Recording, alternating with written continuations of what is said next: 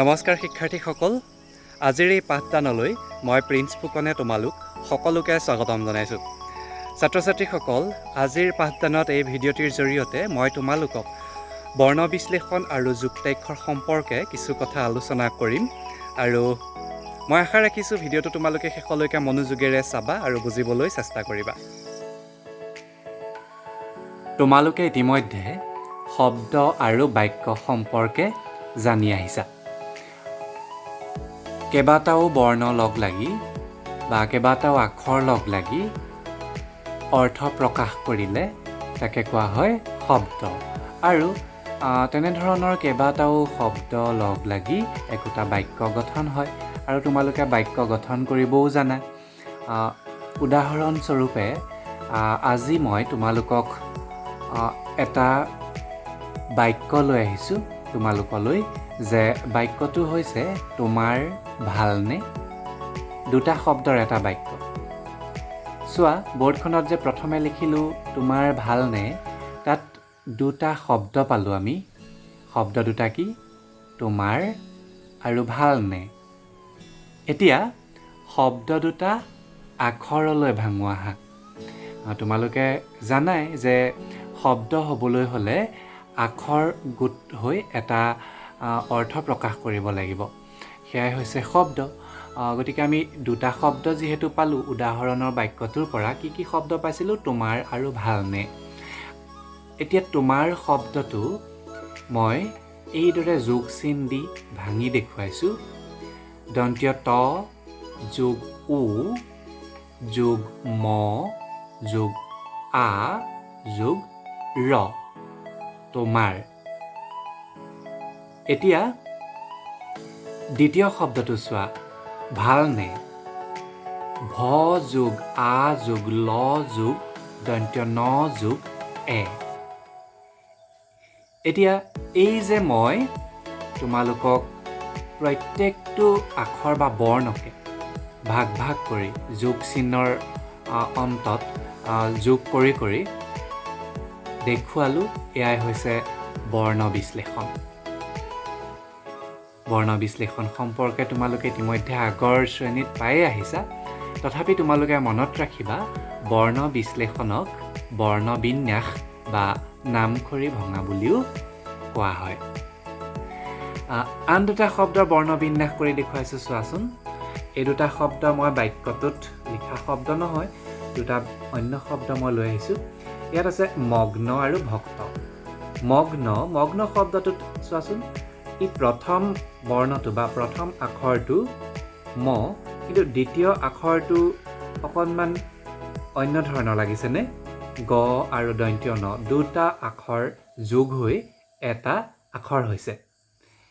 আৰু ভক্তটো প্ৰথম বৰ্ণটো বা প্ৰথম আখৰটো হৈছে ভ, কিন্তু দ্বিতীয় আখৰটো হৈছে কয়টক ত, অৰ্থাৎ দ্বিতীয় বৰ্ণটোত দুটা আখৰ যোগ হৈ আছে। এতিয়া মই সেইদৰে ভাঙি দেখুৱাইছোঁ, চোৱা। মগ্ন শব্দটো ম যোগ অ যোগ গ যোগ দন্ত্য ন যোগ অ, মগ্ন। ভক্ত ভ যোগ অ যোগ ক যোগ ত যোগ অ, ভক্ত। এই চুকত যে লিখিছোঁ চোৱাচোন, ইয়াত গণ আৰু কয়টক ত আখৰ দুটা হৈছে যুক্তাক্ষৰ। মই এই বৰ্ডখন যে তোমালোকক লিখি ইমানখিনি কথা কিয় ক'লোঁ জানানে? যে মই তোমালোকক আজি যুক্তাক্ষৰ শিকাম আৰু প্ৰথমতেই বৰ্ণবিন্যাস বা বৰ্ণ বিশ্লেষণৰ এটা পূৰ্বাভাস দি ল'লোঁ আৰু তোমালোকক সোঁৱৰাই দিলোঁ। এতিয়া আহা, অকণমান তোমালোকে মোবাইলৰ স্ক্ৰীণখন চাব লাগিব, তাত মই যুক্তাক্ষৰ সম্পৰ্কে কিছু কথা লিখি ৰাখিছোঁ আৰু তোমালোকক বুজাই দিম। তোমালোকে ইতিমধ্যে মই বৰ্ডত দিয়া উদাহৰণটোৰ পৰা যুক্তাক্ষৰনো কি বুজি পাইছাই, নহয় জানো? যুক্তাক্ষৰ কি গম পালাই যে দুটা বা তিনিটা কেইবাটাও আখৰ লগ লাগি এটা আখৰ হোৱাই হৈছে যুক্তাক্ষৰ বা সংযুক্ত বৰ্ণ। সংযুক্ত বৰ্ণ মানে কেইবাটাও বৰ্ণ সংযোগ হৈ থকা, অৰ্থাৎ যোগ হৈ থকা। এতিয়া মই ইয়াতে তোমালোকক বুজিবৰ সুবিধাৰ কাৰণে লিখি দিছোঁ। চোৱা, বৰ্ণ বা আখৰ দুবিধ হ'ল স্বৰবৰ্ণ আৰু ব্যঞ্জন বৰ্ণ। তোমালোকে স্বৰবৰ্ণ কি জানে? অ আ হ্ৰস্ব ই দীৰ্ঘ ই ইত্যাদি। আৰু ব্যঞ্জন বৰ্ণ হৈছে ক খ গ ঘ আদি। এই বৰ্ণ বা আখৰবোৰ লগ লাগি একোটা শব্দ গঠন হয়, নহয়নে? শব্দৰ মাজত কেতিয়াবা দুটা বা তিনিটা আখৰ যোগ হৈ এটা আখৰ হোৱা দেখা যায়। সেই আখৰবোৰকে কোৱা হয় যুক্তাক্ষৰ বা সংযুক্ত বৰ্ণ। মাজত কোনো স্বৰবৰ্ণ নথকাকৈ দুটা বা তিনিটা ব্যঞ্জন বৰ্ণ যোগ হোৱাকে যুক্তাক্ষৰ বোলে। যেনে উত্তৰ শব্দটোত তৈতত্য আখৰটোত এটা যুক্তাক্ষৰ বা সংযুক্ত বৰ্ণ। এয়াই। এতিয়া যুক্তাক্ষৰবোৰ কেনেকৈ পঢ়িবা? যুক্তাক্ষৰ আমি লিখিব জানিলেই নহ'ব, পঢ়িবও জানিব লাগিব নহয়। বানান যেতিয়া আমি কৰিম, শব্দটো যেতিয়া আমি বানান কৰি পঢ়িম, যুক্তাক্ষৰটো আমি কিদৰে বানান কৰিম সেয়া চাই লওঁ আহাচোন। যুক্তাক্ষৰবোৰ এনেদৰে পঢ়িবা তোমালোকে। ইয়াত মই কেইটামান মাত্ৰ উদাহৰণ লৈছোঁ, বহুতো যুক্তাক্ষৰ আছে। মনলৈ যেতিয়া আহিব তোমালোকক দিম আৰু তোমালোকেও যুক্তাক্ষৰৰ এখন তালিকা প্ৰস্তুত কৰিব লাগিব। আৰু তালিকাখন কিদৰে প্ৰস্তুত কৰিব লাগিব সেই সম্পৰ্কে মই অকণমান পাছতে ক'ম বাৰু। এতিয়া চোৱাচোন, দন্ত্য হয় দন্ত্য তয় যোগ হৈ যিটো যুক্তাক্ষৰ হৈছে সেইটো কি বুলি পঢ়িবা? দন্ত্য হয় দন্ত্য তয় ষ্ট। এটা কথা মনত ৰাখিবা, পূৰ্বতে যেতিয়া আগৰ মানুহে পঢ়িছিল দন্ত্য হয় দন্ত্য তয় আষ্ট বুলি, কিন্তু সেইদৰে পঢ়াটো ভুল। সেইদৰে তোমালোকে পঢ়িবলৈ চেষ্টা নকৰিবা।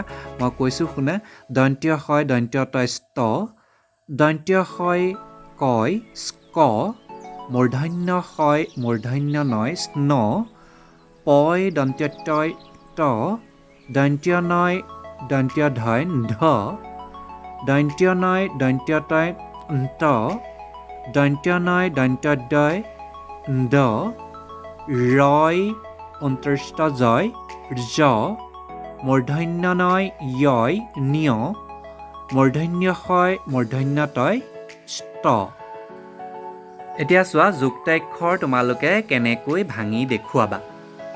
মই কেইটামান উদাহৰণ লৈছোঁ। অনেক যুক্তাক্ষৰ আছে। বৰ্গীয় জয় ন্যয় জ্ঞ, জয় নয় জ্ঞটো ভাঙিছোঁ কিদৰে? বাওঁহাতে মূল যুক্তাক্ষৰটো আৰু সোঁহাতে ভাঙনিটো যোগ চিন দি দেখুৱাইছোঁ। সমান চিনটো মাজত এইটো কাৰণে দিবলগীয়া হৈছে, আৰু এইটো কাৰণে দিব লাগে যে বাওঁহাতৰ যুক্তাক্ষৰটোৱে সোঁহাতৰ ভাঙনিটোৱে সমান সমান অৰ্থ বহন কৰে। দ্বিতীয় উদাহৰণটো চোৱা, ন্যয় বৰ্গীয় জইন জ, এইটো তোমাৰ ভাঙনিটো ন্য যোগ বৰ্গীয় জ, ন হ যোগ দন্ত্য ন, প ম যোগ প, স্প মূৰ্ধন্য স যোগ প, ড মূৰ্ধন্য ন যোগ মূৰ্ধন্য দ। এইদৰে যুক্তাক্ষৰ ভাঙি দেখুৱাব লাগে।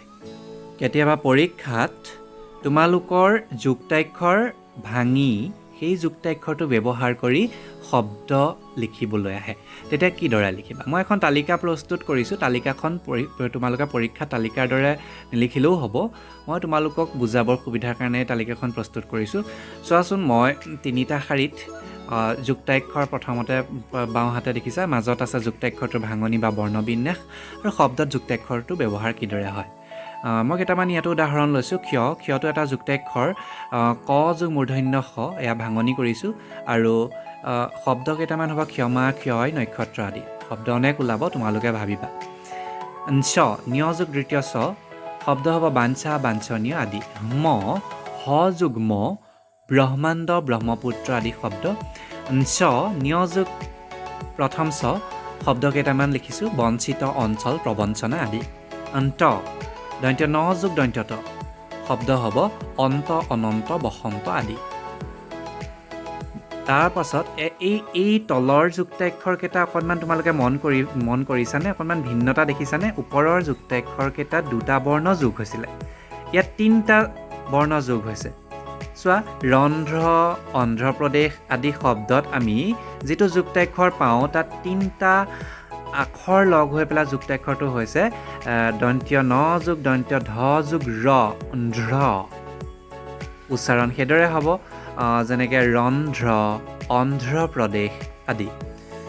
আৰু শেষৰটো চোৱা, স্ত্ৰ, দন্ত্য স যোগ দন্ত্য ত যোগ ৰ, স্ত্ৰ। এই স্ত্ৰ যুক্তাক্ষৰটো ব্যৱহাৰ কৰি কেইটামান শব্দ লিখিছোঁ, স্ত্ৰী, অস্ত্ৰ, বস্ত্ৰ আদি। আৰু অনেক শব্দ ওলাব। তোমালোকে এই তালিকাখন ভালদৰে মন দি চোৱা আৰু এই তালিকাখন তোমালোকক এই কাৰণেই মই মন দি চাবলৈ কৈছোঁ। এই তালিকাখনৰ দৰে তোমালোকে এখন তালিকা প্ৰস্তুত কৰি বেৰত আঁৰি ৰাখিবা। এইকেইটা মই মাত্ৰ কেইটামান যুক্তাক্ষৰ দিলোঁ আৰু অনেক যুক্তাক্ষৰ ওলাব, যাতে তোমালোকে যুক্তাক্ষৰৰ সংখ্যা কিমান বঢ়াব পাৰা সেইটোৰ ওপৰত গুৰুত্ব দিবা আৰু প্ৰত্যেকটো যুক্তাক্ষৰ এইদৰে ভাঙনি কৰিবা আৰু সোঁহাতে সেই যুক্তাক্ষৰটোৰ ব্যৱহাৰ কৰি কিছুমান শব্দ লিখিবলৈ চেষ্টা কৰিবা। সেইদৰে তালিকা এখন তোমালোকে প্ৰস্তুত কৰিবা। ছাত্ৰ ছাত্ৰীসকল, ভিডিঅ'টিৰ জৰিয়তে আজি মই তোমালোকৰ লগত যিখিনি কথা আলোচনা কৰিলোঁ, মই আশা ৰাখিছোঁ কথাখিনিয়ে তোমালোকক নিশ্চয় উপকৃত কৰিব। আজিৰ পাঠদান ইমানতে সামৰোঁ। তোমালোকে ঘৰত ভালদৰে পঢ়া শুনা কৰিবা। তোমালোকে আজিৰ এই পাঠদানত মোক ইমানখিনি সময় দিলা আৰু ইমান মনোযোগেৰে উপভোগ কৰিলা, গতিকে ইয়াৰ বাবে তোমালোক সকলোলৈকে মই ধন্যবাদ জ্ঞাপন কৰিছোঁ।